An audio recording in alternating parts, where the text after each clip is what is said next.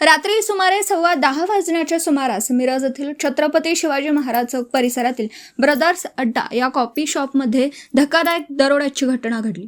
यामध्ये आरोपींनी हातात धारदार शस्त्र घेऊन दुकानात घुसत दहशत निर्माण केली। दुकान मालकाला धमकावत आरोपींनी गल्ल्यातील पैसे काढा नाहीतर जिवंत सोडणार नाही अशी धमकी दिली। त्यानंतर दुकानात दगडफेक करत दिवसभराचे सुमारे 2,900 रुपयांची रोकड जबरदस्तीने लुटून नेली।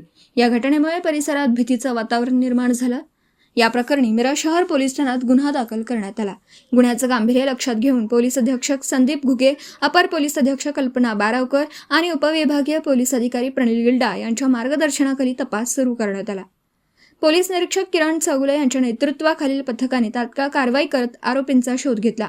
यामध्ये आरोपी ओंकार साळुंखे आणि आकाश फोंडे यांना काही तासातच ताब्यात घेण्यात आलं, तर तिसरा आरोपी सौरभ पोद्दार यास 2 दिवसात अटक करण्यात आली। पोलिसांनी आरोपींकडून गुन्ह्यात वापरण्यात आलेली मोटारसायकल, 4 धारदार कोयते आणि 1,500 रुपये रोख रक्कम असा एकूण 61,900 रुपयांचा मुद्देमाल जप्त केला। या वेगवान कारवाईमुळे मिरज पोलिसांचं कौतुक होत असून परिसरात पुन्हा सुरक्षिततेची भावना निर्माण झाली।